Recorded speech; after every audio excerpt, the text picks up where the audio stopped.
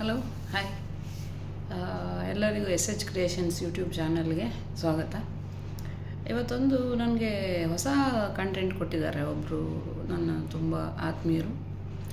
ನೀವೆಲ್ಲ ಸಂಬಂಧಗಳ ಬಗ್ಗೆ ಮಾತಾಡಿದರೆ ಒಂದು ಒಡಹುಟ್ಟಿದವ್ರ ಬಗ್ಗೆ ಒಂದು ಯಾವುದಾದ್ರೂ ಒಂದು ಟಾಪಿಕ್ ಬಗ್ಗೆ ನಿಮ್ಮ ಗಮನಕ್ಕೆ ಬಂದದ್ದು, ಯಾರ್ದಾದ್ರೂ ಮನೆಯಲ್ಲಿ ನಡೆದದ್ದು ಅಂಥದ್ದಾಗಿರ್ಬೋದು, ನೀವು ನೋಡಿರುವಂಥದ್ದು, ಅದ್ರ ಬಗ್ಗೆ ಒಂದು ಸ್ವಲ್ಪ ಮಾತಾಡ್ಬೋದಾ ಅಂತ.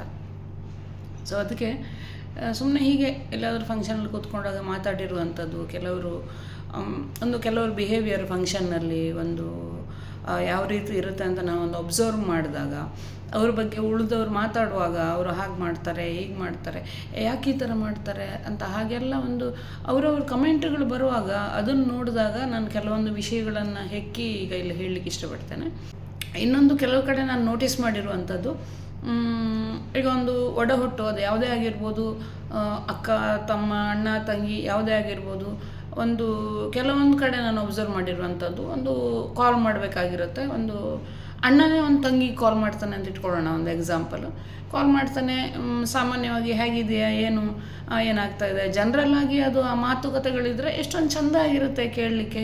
ಆ ತಂಗಿಗೂ ಅನಿಸ್ಬೋದು, ನನಗೆ ಅಣ್ಣ ಕಾಲ್ ಮಾಡಿ ಮಾತಾಡ್ದ, ಅಥವಾ ನನ್ನ ಅಕ್ಕ ಕಾಲ್ ಮಾಡಿ ಮಾತಾಡಿದ್ಲು, ಒಂದು ಮನಸ್ಸಿಗೆ ಸಮಾಧಾನ ಇರುತ್ತೆ. ಒಡಹುಟ್ಟು ಅನ್ನುವಂಥದ್ದು ಅದೊಂದು ಸಂಬಂಧನೇ ಹಾಗೆ, ಅದು ಹುಟ್ಟಿದಾಗಿಂದ ಬಂದಿರುವಂಥದ್ದು ರಕ್ತ ಸಂಬಂಧ ಅಂತ ಹೇಳುವಂಥದ್ದು. ಅದಕ್ಕೆ ಅದು ಎಲ್ಲೋ ಒಂದು ಕಡೆ ಕೆಲವೊಂದು ಮಾತುಗಳು ಆ ಸಂಬಂಧಗಳು ಹಾಳಾಗಲಿಕ್ಕೆ ಅಥವಾ ಆ ಮನಸ್ಸುಗಳು ತುಂಬ ಒಡೆದು ಹೋಗಲಿಕ್ಕೆ ಕಾರಣ ಆಗುತ್ತೆ. ಫಾರ್ ಎಕ್ಸಾಂಪಲ್, ನಾನು ನಿಮ್ಗೊಂದು ಮಾತು ಹೇಳ್ತೇನೆ. ಒಂದು ಒಡಹುಟ್ಟಿದವರಿಗೆ ಕಾಲ್ ಮಾಡಿದಾಗ, ಒಬ್ಬ ಅಣ್ಣ ಆದವನು ತಂಗಿಗೆ ಕಾಲ್ ಮಾಡಿದಾಗ ಯೂಶ್ವಲಿ ಹೀಗೆ ಕೇಳಿದಾಗ ಖುಷಿ ಆಗುತ್ತೆ. ಅದು ಬಿಟ್ಟು, ಇಲ್ಲ ನಾನು ಕೆಲಸ ಮುಗಿಸ್ಕೊಂಡು ಮನೆಗೆ ಬಂದೆ, ಹೀಗೆ ನನ್ನ ಹೆಂಡತಿ ಹೇಳಿದ್ಲು, ಅದು XYZ ಏನು ಆಗಿರ್ಬೋದು, ಅವಳು ಹೇಳಿದ್ಲು, ನೀವು ಅತ್ತಿಗೆ ಹತ್ರ ಮಾತಾಡಿದ್ರೆ ತುಂಬ ದಿನ ಆಯ್ತಲ್ವಾ, ನೀವು ಕಾಲ್ ಮಾಡಲಿಲ್ಲ, ಅವ್ರ ಹತ್ರ ಒಂದು ಮಾತಾಡಿ ಅಂತಂದ್ಲು, ಅದಕ್ಕೆ ಕಾಲ್ ಮಾಡಿದೆ ಅಂತ ಹೇಳಿದಾಗ ಎದುರುಗಡೆ ಇರೋರಿಗೆ ಏನು ಅನಿಸುತ್ತೆ? ಇವ್ರು ಕಾಲ್ ಮಾಡದೇ ಇದ್ರೂ ಆಗ್ತಿತ್ತು, ಅವ್ನು ಹೆಂಡತಿ ಹೇಳಿದ್ಲು ಅನ್ನೋ ಕಾರಣಕ್ಕೆ ನನಗೆ ಕಾಲ್ ಮಾಡ್ತಾನೆ ಅಂತ ಹೇಳಿದ್ರೆ, ಅಷ್ಟೊಂದು ಸಣ್ಣ ವಿಷಯನೂ ಹೆಂಡತಿ ನೆನಪು ಮಾಡಬೇಕಾ? ಯಾರಿಗೆ? ಅವನು ಒಡಹುಟ್ಟಿದವರಿಗೆ ಕಾಲ್ ಮಾಡೋದಕ್ಕೆ. ಮದುವೆ ಆದಮೇಲೆ ಇತ್ತೀಚಿನ ದಿನಗಳಲ್ಲಿ ಅವನ ಸಂಗಾತಿಯಾಗಿ ಬಂದಿರೋಳು ಕಾಲ್ ಮಾಡಬೇಕಾದಷ್ಟು ಇವನು ಆ ಹೆಂಡತಿ ಪ್ರಭಾವಕ್ಕೆ ಒಳಗಾಗಿದ್ದಾನೆ ಅಂತ ಹೇಳಿದ್ರೆ, ಆ ಹೆಣ್ಮಗು ಅಕ್ಕ ಆಗಿರ್ಬೋದು, ತಂಗಿ ಆಗಿರ್ಬೋದು, ತಮ್ಮ ಆಗಿರ್ಬೋದು, ಏನು ನಿರೀಕ್ಷೆ ಇಟ್ಕೊಳ್ಬೋದು ಆ ಮನುಷ್ಯನ ಬಗ್ಗೆ ಅಲ್ವಾ? ಇನ್ನು ಅಂತ ಹೇಳಿದ್ರೆ, ಈಗ ಉಳಿದವರೆಲ್ಲರೂ ಎಲ್ಲೋ ಒಂದು ಕಡೆ ಹೊರಗಡೆ ಕಾಣಿಸ್ಕೊಳ್ತಾ ಇದ್ದಾರೆ, ನನ್ನ ಹೆಂಡ್ತಿನ ಯಾರು ಮಾತಾಡಿಸ್ತಾ ಇಲ್ಲ ಅಂತ ಆದಾಗ ಅವರೇ ಅವರನ್ನು ಹೊರಗಡೆ ಪಿಕ್ಚರ್ಗೆ ತರೋದಕ್ಕೆ ಟ್ರೈ ಮಾಡ್ತಾರೆ. ನನ್ನ ಹೆಂಡ್ತಿ ಹಾಗೆ ಹೇಳಿದ್ಲು, ಅವಳು ಹೇಳಲಿಲ್ಲ ಅಂದರೆ ನನಗೆ ಗೊತ್ತಾಗ್ತಿರ್ಲಿಲ್ಲ, ಅವಳು ಹೇಳಿದ್ಲು ಅಂತ ನಾನು ಇದನ್ನು ಮಾಡಿದೆ. ಯಾಕೆ ಆ ಒತ್ತಾಯದ ಪ್ರದರ್ಶನ? ಯಾಕೆ? ನಿಮ್ಮ ಹೆಂಡ್ತಿಗೆ ಖಂಡಿತ ಆ ಸಾಮರ್ಥ್ಯ ಇದ್ದರೆ ಅವಳನ್ನು ಎಲ್ಲರೂ ಗುರ್ತಿಡಿತಾರೆ. ಖಂಡಿತವಾಗಿ ಅವಳಿಗೆ ಏನು ಗೌರವ ಕೊಡಬೇಕು ಅದನ್ನು ಖಂಡಿತವಾಗಿ ಎಲ್ಲರೂ ಗೌರವ ಕೊಟ್ಟೇ ಕೊಡ್ತಾರೆ. ನೀವು ಬಲವಂತವಾಗಿ 4 ಜನ ಕೂತ್ಕೊಂಡಿರುವಾಗ ನೀವೇ ಅವಳನ್ನು ಹೊಗಳಿ, ಇಲ್ಲ ಅವಳು ಹೇಳಿದ್ಲು ನಾನು ಮಾಡಿದೆ, ಪ್ರತಿಯೊಂದಕ್ಕೂ ಅವಳು ನೆನಪು ಮಾಡಿದ್ಲು ನಾನು ಮಾಡಿದೆ, ಎಷ್ಟೊಂದು ಹಾಸ್ಯಾಸ್ಪದವಾಗಿ ಕಾಣುತ್ತೆ ಅಂತ ಹೇಳಿದ್ರೆ, ಅದು ನೀವೊಂದು ಜೋಕರಾಗಿ ಕಾಣ್ತಾ ಇರ್ತೀರಿ. ನೋಡುವವರ ಜನಗಳ ಮನಸ್ಸಲ್ಲಿ ನಿಮ್ಮ ಬಗ್ಗೆ ಆಗಲಿ, ನಿಮ್ಮ ಹೆಂಡತಿ ಬಗ್ಗೆ ಆಗಲಿ ಯಾವುದೇ ಗೌರವ ಅಂತೂ ಖಂಡಿತ ಹುಟ್ಟುವುದಿಲ್ಲ. ಒಂದು ವಿಷಯ. ಇನ್ನೊಂದು, ಕೆಲವು ಹೆಣ್ಣುಮಕ್ಕಳಿಗೆ ಒಂದು ಕೆಟ್ಟ ಅಭ್ಯಾಸ ಇರುತ್ತೆ. ಏನು ಅಂತ ಹೇಳಿದ್ರೆ, ನೋಡುವವ್ರ ಎದುರಿಗೆ ಒಳ್ಳೆಯವರಾಗಿ ತುಂಬ ಚೆನ್ನಾಗಿ ಅದನ್ನು ತೋರಿಸ್ಕೊಳ್ತವ್ರೆ ಅವರು ತುಂಬ ಪೊಲೈಟಾಗಿ, ತುಂಬ ಪ್ರಾಮಾಣಿಕವಾಗಿ, ಏನೂ ಗೊತ್ತಾಗೋದಿಲ್ಲ, ಇವರು ತುಂಬ ಪಾಪ, ಇವರಿಗೆ ಏನು ಕಪಟನೇ ಇಲ್ಲ ಇವ್ರ ಮನಸ್ಸಲ್ಲಿ ಅನ್ನೋ ಥರ ಎಲ್ಲರೆದುರಿಗೆ ತೋರಿಸ್ಕೊಂಡು ಬಂದಿರ್ತಾರೆ.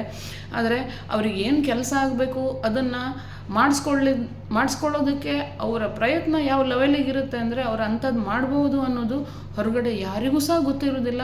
ಆದರೆ ಗೊತ್ತಾದವರಿಗೆ ಅದನ್ನು ನಂಬಲಿಕ್ಕೆ ಸಹ ಸಾಧ್ಯ ಇರೋದಿಲ್ಲ. ಆ ವಿಷಯ, ಅವ್ರ ಉದ್ದೇಶ, ಅದಕ್ಕೆ ಅವರು ಆಡಿರೋ ನಾಟಕಗಳು, ಆಟಗಳು, ಹೇಳಿರುವಂಥ ಸುಳ್ಳುಗಳು ನಮ್ಮ ಗಮನಕ್ಕೆ ಬಂದಾಗ, ಇವ್ರು ಇವರಿಗೋಸ್ಕರನ ನಾವು ಇವತ್ತಿನ ತನಕ ಇಷ್ಟೆಲ್ಲ ಮಾಡಿದ್ವಿ ಅನ್ನೋದೊಂದು ಜಿಜ್ಞಾಸೆ ಬರೋದಿದೆ ನೋಡಿ. ಆ ಸಂಬಂಧಗಳ ಬಗ್ಗೆ ನಮಗೆ ಒಂಥರ ಅಸಹ್ಯ ಹುಟ್ಟಿಸ್ಬಿಡುತ್ತೆ ಕೆಲವೊಂದು ಸಲ. ಆದರೆ ಒಂದು ಮಾತು ನಾನು ಹೇಳಲಿಕ್ಕೆ ಇಷ್ಟಪಡ್ತೇನೆ, ಅಂಥದ್ದೊಂದು ಮಾಡೋ ಹೆಣ್ಣುಮಕ್ಕಳಿಗೆ, ಯಾರ್ಯಾರು ಅವರವರ ಗಂಡನ ಹತ್ತಿರದ ಸಂಬಂಧಗಳನ್ನು ಅವರ ಸ್ವಾರ್ಥಕ್ಕೋಸ್ಕರ ಅವರನ್ನು ನಿಷ್ಠುರ ಮಾಡ್ತಾರೆ, ನಾಟಕಗಳನ್ನು ಮಾಡಿ ಗಂಡನಿಂದ ಅವರನ್ನು ದೂರ ಮಾಡ್ತಾರೆ. ಗಂಡನ ಮನಸ್ಸಲ್ಲಿ ಅವರುಗಳ ಬಗ್ಗೆ ಒಂದು ನಿಕೃಷ್ಟ ಭಾವನೆ ಹುಟ್ಟಲಿಕ್ಕೆ ಕಾರಣ ಆಗ್ತಾರೆ. ಅವರಿಗೊಂದು ನಾನು ಕಿವಿ ಮಾತು ಹೇಳುವಂಥದ್ದು, ಒಂದಲ್ಲ ಒಂದಿನ ನೀವೇನೀಗ ಸುಳ್ಳುಗಳು ನಾಟಕಗಳನ್ನು ಆಧಾರವಾಗಿ ಇಟ್ಕೊಂಡು ಏನು ಕುಣಿತಾ ಇರ್ತೀರಿ, ಆ ಮುಖವಾಡ ನಿಮ್ಮದು ಬಿದ್ದ ದಿನ ನೀವು ಎಲ್ಲಿ ಹೋಗಿ ಮುಖ ಮುಚ್ಕೊಳ್ತೀರಿ ಅನ್ನೋದನ್ನು ಇವತ್ತೇ ಜಾಗ ಹುಡ್ಕೊಂಡಿಟ್ಕೊಂಡ್ಬಿಡಿ. ಓಕೆ, ಸೊ ಇದನ್ನು ಅರ್ಥ ಆದವರು ದಯವಿಟ್ಟು ನಿಮ್ಮನ್ನು ಚೇಂಜ್ ಮಾಡ್ಕೊಳ್ಳಿ. ಯಾವುದೇ ಸಂಬಂಧಗಳ ಮಧ್ಯೆ ಬಿರುಕು ಹುಟ್ಟಿಸುವಂಥ ಪ್ರಯತ್ನಗಳು ಬೇಡ. ಇವತ್ತು ಬೇರೆಯವರಿಗೆ ಮಾಡಿದ್ದು ನಾಳೆ ನಿಮಗೆ ತಿರುಗಿ ಬರುತ್ತೆ. ಆಗ ಅದನ್ನೆಲ್ಲ ಎದುರಿಸುವಂಥದ್ದು, ಅನುಭವಿಸುವಂಥದ್ದು ನಿಮಗೆ ತುಂಬ ಕಷ್ಟ ಆಗ್ಬೋದು. Be careful.